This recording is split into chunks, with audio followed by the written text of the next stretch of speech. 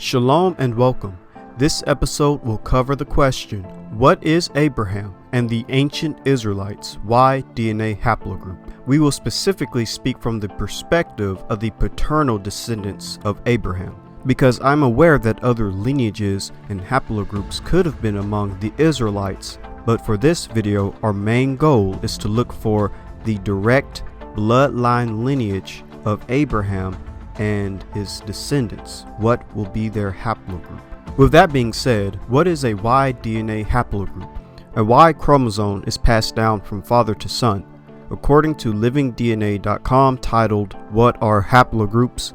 It reads, the paternal haplogroup relates to your Y chromosome. And since that is a sex-determining chromosome for men, it is passed down from father to son. This is the perfect tool to use when trying to determine paternal lineages. Therefore, if we're looking for the Y DNA of Abraham and his descendants, we have to use haplogroups.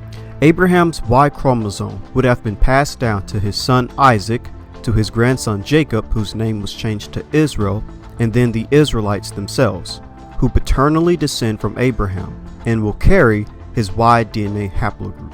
With that being said, let's look at the first and one of the best candidates, in my opinion, for Abraham and the Israelites' Y DNA haplogroup. One candidate that Abraham and the Israelites could be is E-M123. One method we can use to determine the haplogroup of Abraham and therefore the Israelites is by looking at the origin of the subclade and the location for the origin of Semites. One subclade of haplogroup E that Abraham could have been is a downstream of E-M123. E-M123 is a downstream of E-Z830, which the Natufians carried. According to the genetic analysis done on 6 Natufian remains from northern Israel, the Natufians carried the Y DNA haplogroup E-Z830, a somewhat upwind clade of E-M123, and therefore ancestral to it. The Natufians were one of the first settled peoples in the world, and may have contributed to the domestication of certain crops and thus the advent of agriculture. The discovery of E-Z830 without other clades suggests an indigenous presence in Canaan and Israel that predates all other clades, which are not known to have existed in the region at that time, 10,000 years before present.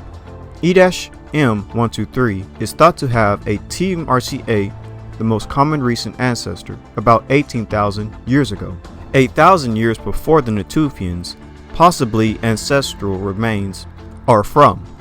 Haplogroup E1b1b12 have been found in 75% of the N gazelle population, along with 60% of PP&B populations, circa 8,800 through 6,500 BC. According to the book In Hot Pursuit of Language in Prehistory, it reads, this paper makes an additional inference since there is archaeological and physical anthropological reason to believe that the Natufians were related to modern Semitic-speaking peoples of the Levant.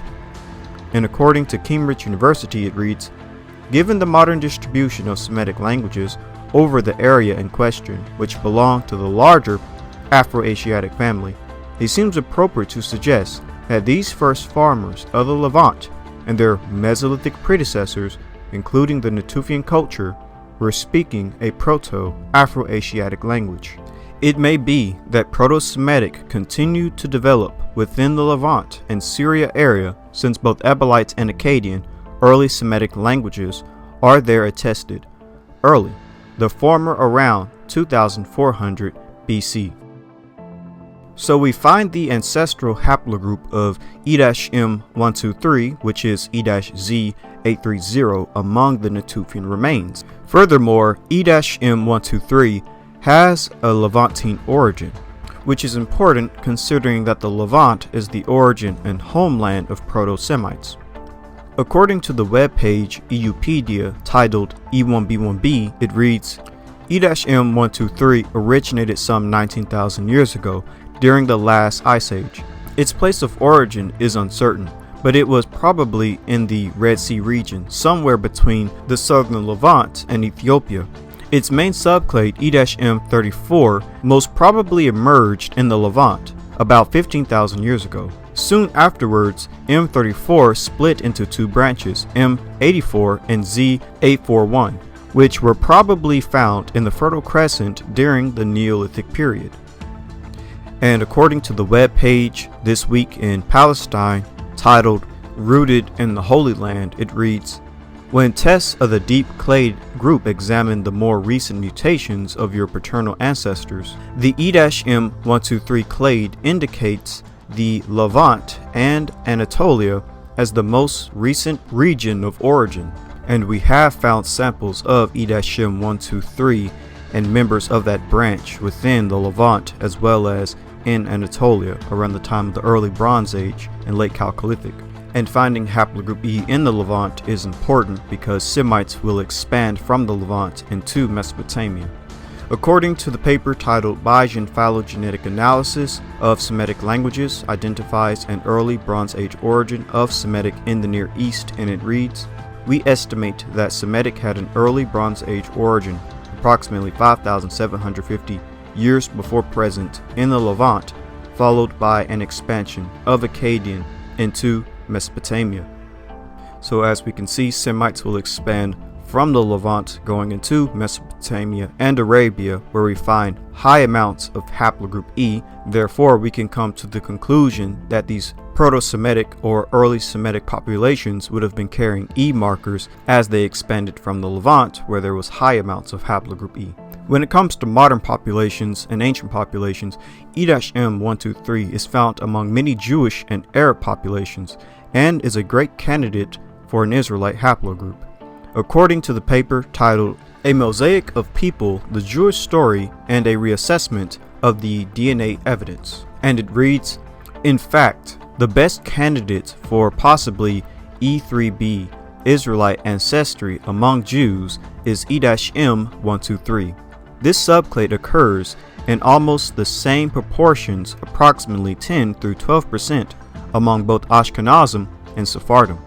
According to Christiani in 2004, E-M123 probably originated in the Middle East, since it is found in a large majority of the population from that area, and then back migrated to Ethiopia. Yet, the fact that both Sephardim and Ashkenazim possess this subclade in similar high frequency supports an Israelite/Middle Eastern origin. And according to the page titled Why DNA Haplogroup E, E1b1b, and E1b1a, it reads, this haplogroup has a long presence in the Near East as well, as demonstrated by its occurrence in ancient remains from the Levant and mummies in Egypt. Today, a significant contingent of Ashkenazi, 20%, and Sephardi, 30%, Jews belong to a specific subhaplogroup of E-M215, defined by the mutation E-M123, supporting this as a major founding lineage of the Jewish people. And according to the paper titled Reconstruction of Patrilineages and Matrilineages of Samaritans and Other Israeli Populations from Y chromosome and mitochondrial DNA Sequences Variation, it reads, haplogroup E3b3, defined by M123, was present at 5 to 20% in Ethiopian, Ashkenazi, Libyan, and Yemenite Jews, and in Palestinians. Arabian populations also carry E-M123 as well, in parts of Yemen especially, as high as 25 to 50%. E-M123 is best known for its major subclade E-M34, which dominates this clade. However, earlier studies did not test for E-M34. Looking beyond its geographical patterns, E-M123 is also quite common in many Semitic-speaking communities, including among Ashkenazi and Sephardic Jews, accounting for over 10% to all male lines. But more importantly, looking at the chart and the map we see that Yemenites can carry up to 25% to 50% of haplogroup E, specifically E-M123 within E-M34. If you look on yful.com and type in E-M123, you can find it among Mediterranean populations, but highest in the Arabian Peninsula among Arab populations, as well as throughout the Middle East and even in parts of Africa. If you type in Y heat map, you'll also see the exact same thing. Distributions of E-M123 throughout the Mediterranean, but highest in the Middle East, specifically the Arabian Peninsula and Israel and other parts of the Near East. Also, if you type in S&P tracker E-M123, you'll see an even split of E-M123 within the Middle East, highest in the Arabian Peninsula, but also throughout the Mediterranean and Europe and parts of Africa. And the split seems to occur within the Levant, with groups going south into the Middle East and groups going north into the Mediterranean. With all of that being said, Abraham and the Israelites could be a downstream of E-M123.